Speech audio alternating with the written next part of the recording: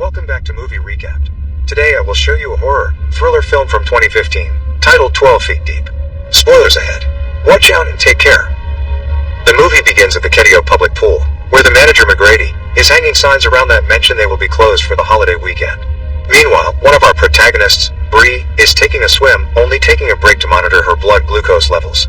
She is also wearing a diamond ring, which she considers taking off before returning to the pool. Outside in the parking lot, her sister Jana is sitting in her car, unsure if going in or not. After some moments of consideration, she leaves her phone in the glove box and enters the building, approaching her sister after changing into her swimming suit. Bree is happy to see her because they haven't hanged out in a long time. Jana had been in rehab, but she's been clean for 3 months now. After some chatting, Jana joins Bree in the pool. In the lost and found area, we find the janitor, Clara, trying to steal some money from the forgotten wallets.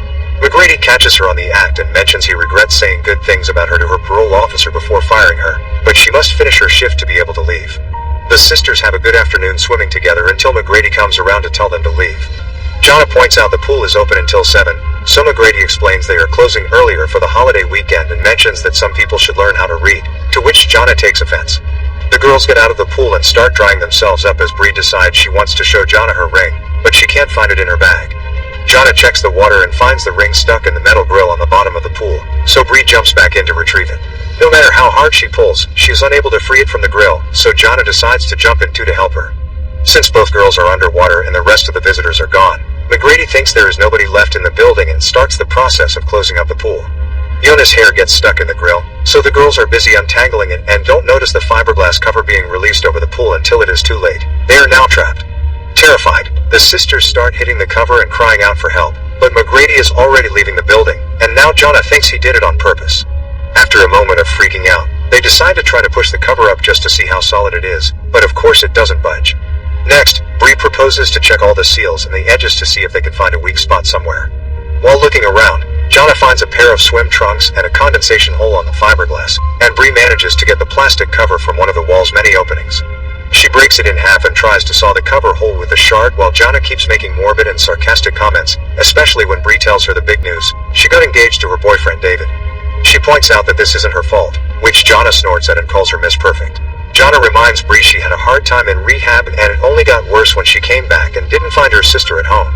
Bree apologizes and says she has her own life now. Jana feels she is rubbing it in. That makes Bree come to the conclusion that it was her sister that threw the ring in the water. Angry, she swims to the bottom of the pool and tries to free the ring from the grill again, and this time she succeeds. Bree resurfaces to find Jana sawing the cover hole with the shard and getting a cut on her hand. She tells her she thinks the grill could be heavy enough to break the fiberglass, but she isn't strong enough to pry it off, so she asks Jana for help. She doesn't accept because she thinks it is pointless. Suddenly they hear a little tune ringing. It is Bree's phone getting a call from David. This gives Bree hope he will notice she is gone soon, but Jana insists on having a negative attitude. After the call is sent to the answering machine, Bree dives back in and tries to pry the grill off to no avail. As night falls, Jana continues to look for a weak spot while Bree stands against a wall, looking unwell. After arguing over David, who is calling again, Jana notices her sister's state and asks her what is wrong. Bree confesses she has been diagnosed with diabetes 3 years ago and she needs her shot, which she left in her purse. If she doesn't take it soon, she may fall into a diabetic coma. While Clara returns to the building to finish her shift, Bree and Jana are taking turns sawing the cover hole. Jana notices the burnt marks on Bree's arm and points out they never talked about it, but they should because her counselor in rehab advised her to. She wants to know what truly happened the day their dad died, since she doesn't remember anything and only knows the bits and pieces their mom and Bree told her through the years. Bree calls their dad a monster and tells Jana that night he came back drunk and smoking a cigarette that fell on his pillow when he passed out. A fire started right by his head, but he didn't scream because he was so drunk he didn't even notice what was going on. Bree got the burnt marks on her arm while trying to wake him up. Their chat is suddenly interrupted when Clara enters the room. She finds Bree's purse when her phone starts ringing again, and she comes closer to steal it when she suddenly hears the girls calling out for help. Clara asks them how they ended up in there and lets them talk while looking through Bree's wallet and phone, and only stops herself when she notices the security cameras are on. After telling the girls to wait for a moment, she goes to the control room to turn the cameras off, then she comes to the pool and asks the sisters some weird questions followed by a request for the phone's password. Bree gives it to her, thinking she will call the police, but instead, Clara teases her for her pictures and plays David's messages for them. Jana gets impatient and insults her, so Clara cuts to the chase and explains she has many bills to pay because she can't find a real job after being in prison. If the sisters want her to get them out, Bree must give her the PIN code for her ATM. The sisters don't accept at first, but Clara turns off the heater and threatens them with a freezing night, so Bree has no other choice but to give her what she wants. Clara leaves with Bree's wallet, and the sisters huddle for warmth. A couple of hours later, Bree is starting to really suffer the cold, so Jonna decides it's her turn to try to pry off the grill, but fear doesn't allow her to even go close to it. When she resurfaces, she notices Bree has fallen asleep and rushes to wake her up. She confesses she didn't even try with the grill and calls herself useless, wishing she could be more like her sister. Bree assures her she already is, she just can't see it. Afterward, Jonna tries to saw the cover hole with a shard again, which Bree thinks is a waste of energy, but Jonna replies moving is the only thing she can do to stay warm. Bree pushes her to talk about her suicide attempt, and Jonna explains she feels like she has monsters inside, eating at her. Their dad had abused them, and his voice has never left Yona's mind. Suddenly, an eye appearing on the cover hole startles the sisters. It's Clara, who complains about Bree only having $80 in her bank account. The sisters beg for her help and she gets angry, saying they aren't special because she has problems too. After telling them she is considering leaving them there to die, Clara leaves the room to gather her thoughts. Jonna then gets an idea and starts sharpening the plastic shard against the wall before calling for Clara. When she comes back, Jonna pretends to be crying and apologizes before saying she has a confession to make. She speaks very softly on purpose, so when Clara puts her ear on the hole to hear her better, Jonna stabs her with a shard.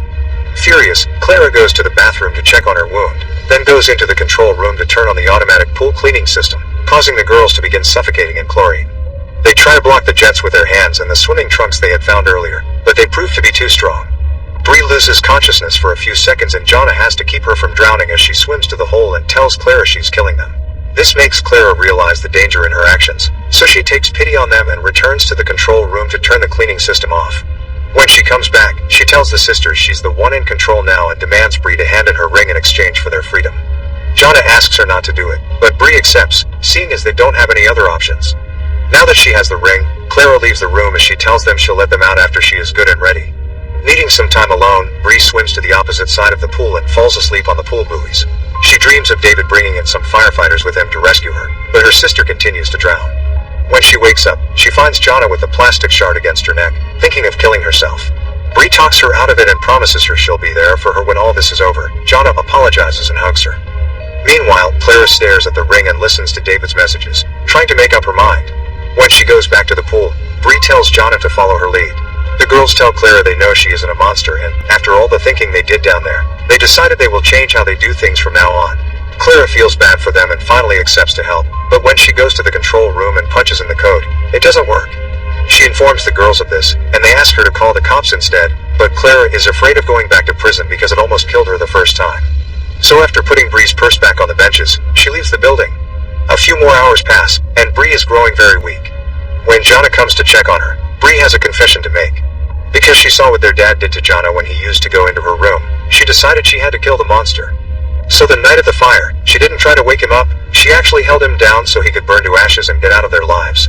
Jonna tells her it's her turn to carry her now, so after leaving Bree resting on the pool buoys, she dives in and tries to pry off the grill again. Her first 2 tries are unsuccessful, but she gets an idea for the third. She grabs the swimming trucks they had found earlier and wraps them around the grill's bars. Now she can pull with more ease. She has to try twice before it finally gives in. Jonna quickly grabs it and takes it to the surface, where she finds Bree unconscious.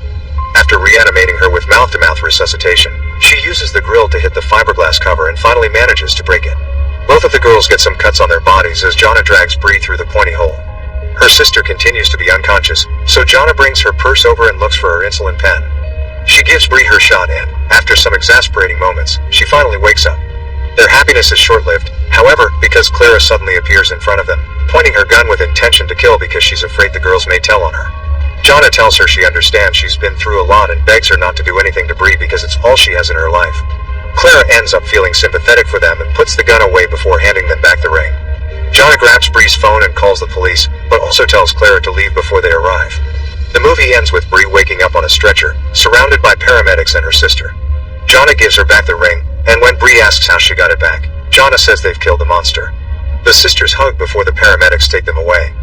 Make sure to subscribe and turn on notifications so you can watch more videos like this. Thanks for watching.